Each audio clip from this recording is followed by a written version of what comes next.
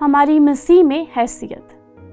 اگرچہ ہماری ابتدائی امید اور یسوع مسیح اور پاک روح کے وسیلہ سے خدا کے ساتھ مضبوط رشتہ ہے، اس لیے ہمیں کبھی بھی اس کی حمد و ثنا اور پرستش کرنے سے باز نہیں آنا چاہیے۔ میں مشل ہوں۔ اس خط میں پالوس کی سلام دعا اور تعارف میں وہ ہمارے ساتھ بڑے عظیم جلال کو پیش کرتا ہے۔ یہ بہت قابل تعریف جلال ہے اور ہماری مسیح یسوع میں مقام کے لیے حمد و ثنا کے الفاظ ہیں۔ اور غور کریں وہ کیا کہتا ہے۔ میں اس کو کہتی ہوں ہمارے خداوند یسوع مسیح کے خدا اور باپ کی حمد ہو، جس نے ہم کو مسیح میں آسمانی مقاموں پر ہر طرح کی روحانی برکت بخشی۔ اور دلچسپ بات یہ ہے کہ جب آپ باب 2 میں جاتے ہیں جہاں خدا کی نقطۂ نظر سے پالوس کہتا ہے ہم آسمان پر مسیح کے ساتھ بیٹھنے کے لیے تیار ہیں، خدا کے ابدی نقطۂ نظر سے یہ ایک قابل تعریف حقیقت ہے۔ لیکن پالوس مزید یہاں کہتا ہے اور مثال دیتا ہے کہ یہ خدا کے نظریے کی حقیقت سے ہے، لیکن یہاں پر یہ ہماری زندگی کی حقیقت بھی ہے۔ اب جب سے یروشلم میں کلیسیا کا آغاز ہوتا ہے، لیکن دی ہوئی عام مثال میں جو کہ مسیح میں ہماری روحانی برکات کی اس جلال کو ترتیب دیتی ہے، مزید وہ وضاحت کرتا ہے کہ حقیقت میں اس کا کیا مطلب ہے۔ اور غور کریں وہ کہتا ہے ہم مسیح میں چنے گئے ہیں، چنانچہ اس نے ہم کو بنی عالم میں پیشتر اس میں چن لیا۔ اور وہ ویسے اس پورے خط میں آپ کو ایک لفظ اس میں بار بار دیکھیں گے۔ یہ کون ہے؟ یہ یسوع مسیح ہے۔ چنانچہ اس نے ہم کو بنی عالم سے پیشتر اس میں چن لیا تاکہ ہم اس کے نزدیک محبت میں پاک اور بے عیب ہوں۔ یہ مسیح یسوع اور خدا کے سامنے ہے۔ یہ مسیح میں ہمارے مقام کے تعلق سے زبردست بیان ہے۔ اور پھر وہ آیت 5 میں کہتا ہے کہ یسوع مسیح کے وسیلہ سے اس کے لے پالک بیٹے ہوں۔ اور ہم اسے کہہ سکتے ہیں کہ جیسے بیٹیاں ہیں، کیونکہ یہ وراثتی ہیں، اور اس نے اپنی مرضی کے نیک ارادہ کے موافق ہمیں اپنے لیے پیشتر سے مقرر کیا۔ اور زبردست بات جو اس لے پالک ہونے کے ساتھ جڑی ہے، ہم پڑھتے ہیں مثال کے طور پر یوحنا باب 1 میں، وہ اپنے گھر آیا لیکن اس کے اپنوں نے اسے قبول نہ کیا، لیکن جتنوں نے اسے قبول کیا اس نے ان کو کیا ہونے کی طاقت دی؟ خدا کے فرزند ہونے کا حق بخشا، جو اس کے نام پر ایمان لاتے ہیں۔ لیکن ہم دیکھتے ہیں کہ ہم اس کے فرزند ہونے کے لیے لے پالک ہیں، کیونکہ ہم مسیح یسوع کے خون سے خریدے گئے ہیں۔ مزید پالوس وضاحت کرتا ہے، وہ کہتا ہے ہم کو اس میں اس کے خون کے وسیلہ سے مخلصی یعنی قصوروں کی معافی اس کے اس فضل کی دولت کے موافق حاصل ہے۔ ہم مسیح کے خون کے وسیلہ سے بچائے گئے ہیں۔ لیکن بعد میں پالوس مزید اس حمد و ثنا کو ختم کرتا ہے آیت 13 اور 14 میں، جب وہ بیان کرتا ہے ہم مسیح میں محفوظ ہیں۔ ہم پڑھتے ہیں اور اسی میں تم پر بھی جب تم نے کلام حق کو سنا جو تمہاری نجات کی خوشخبری ہے اور اس پر ایمان لائے، پاک معدہ روح کی مہر لگی، وہی خدا کی ملکیت کی مخلصی کے لیے ہماری میراث کا بیانہ ہے تاکہ اس کے جلال کی ستائش ہو۔ دوسرے الفاظ میں وہ کہہ رہا ہے کہ یروشلم میں کلیسیا کے آغاز ہونے کے وقت سے جو ابھی مسیح پر ایمان لاتا ہے وہ اس ایمانداروں کے خاص بدن کا حصہ بن جاتے ہیں جن کو کلیسیا کہا جاتا ہے۔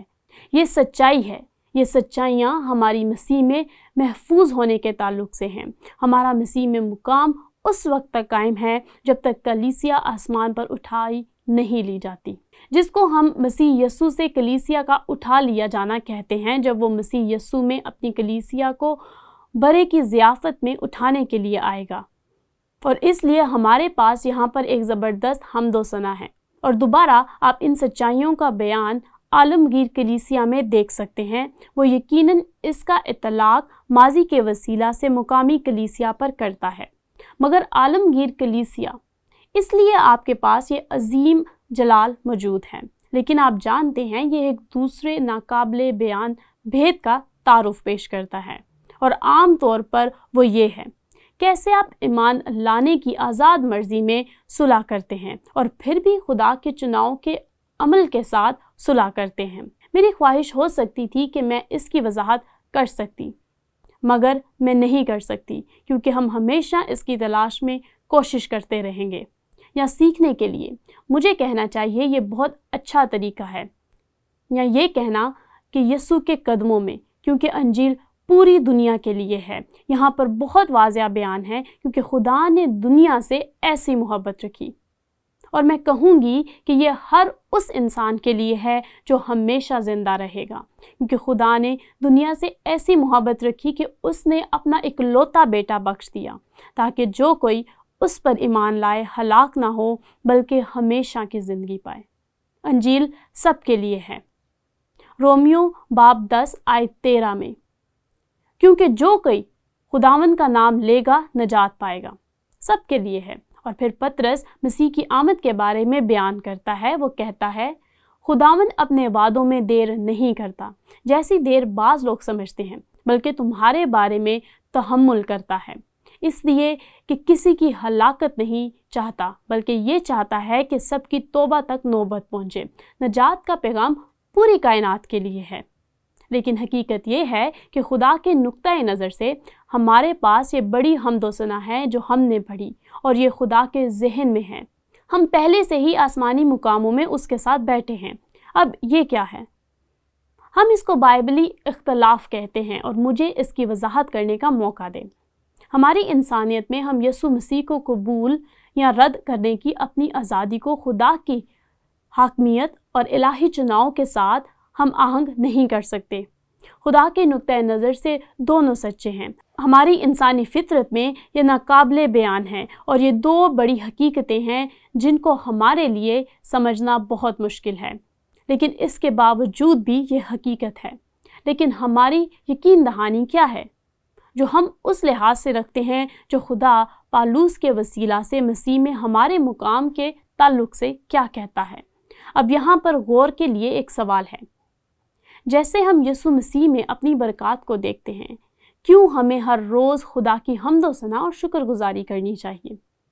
خیر، بالکل اسی حمد و تعریف پر غور کریں ہم حمد و ثنا کے تعلق سے کیا پڑھتے ہیں؟ عبادت اور پرستش۔ افسیوں باب 1 آیت 6، تاکہ اس کے اس فضل کے جلال کی ستائش ہو جو ہمیں اس عزیز میں مفت بخشا۔ ہمیں خدا کی پرستش کیوں کرنی چاہیے؟ کیونکہ اس کا فضل ہے۔